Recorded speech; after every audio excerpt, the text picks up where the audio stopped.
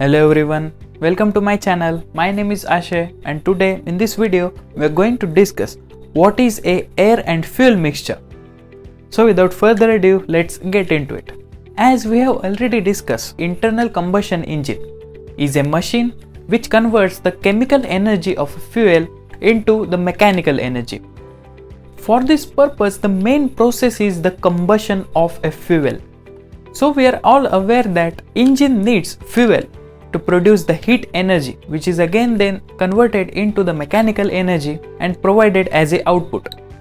For this purpose, fuel needs some oxidizer to help it ignite and burn all the carbon molecules present inside the fuel. So the oxidizer is nothing but a oxygen molecules. This air-fuel ratio is nothing but the ratio of mass of the air to that of the fuel. It is really important to maintain the air-fuel ratio during the combustion process as it affects the thermal efficiency and power output of the engine. In SI engine, this air-fuel ratio remains constant during the wide range of operation. But in case of CI engine, which is nothing but a diesel engine, the air-fuel ratio varies according to the load. Our next topic is a chemically corrected or a stoichiometric ratio.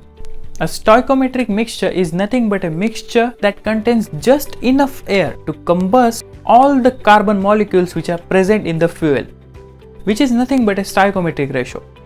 A mixture having more fuel than the stoichiometric ratio is nothing but a rich mixture, and a mixture in which the fuel content is less than the stoichiometric ratio is nothing but a lean mixture.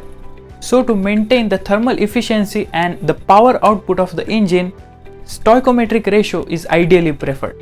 But as you know that gasoline engine generally uses the carburetor to mix the air and fuel mixture, which is not an ideal way to maintain the accurate air and fuel mixture. So instead, nowadays fuel injection systems or MPFI systems are used, which provides the just right amount of air and fuel mixture inside the inlet manifold, which will help to improve the efficiency of the engine as well lower the emission, because in the rich mixtures there is not enough oxygen present to burn all the carbon molecules which are present in the fuel. So definitely the unburned gas will provide the harmful emissions outside the engine. So theoretically for gasoline engine, the stoichiometric ratio is 14.7:1, which means the 14.7 kilos of air will be required to burn the 1 kg of a fuel. Most modern vehicles engines are calibrated such that the proper air and fuel ratio will be admitted inside the engine, which obviously improves the fuel conversion efficiency and also reduces the emissions of the engine. So the air and fuel ratio plays a vital role to maintain performance of the engine.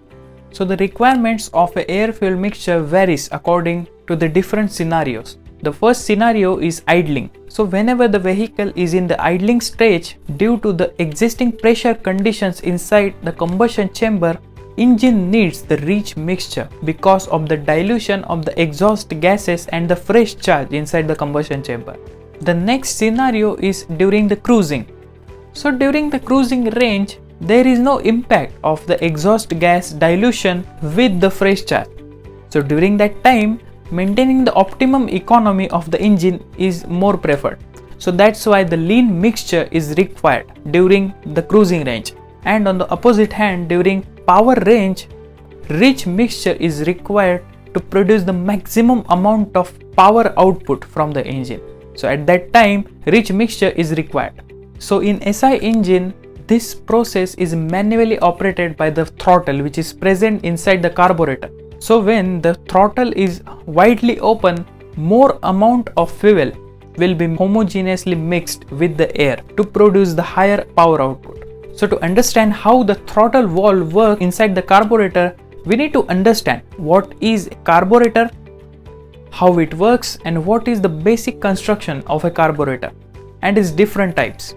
So in the next lecture, we are going to see what is the principle of carburation and the different types of carburetors which are used in the SI engine for making the required air and fuel mixture.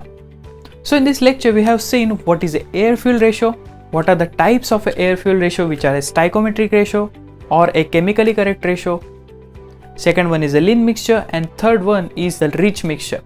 We have also seen which air-fuel ratio will be required for the different scenarios during the operation of the engine. So I hope you like my video, so please subscribe to my channel and also ring the notification bell for further updates. Thanks for watching.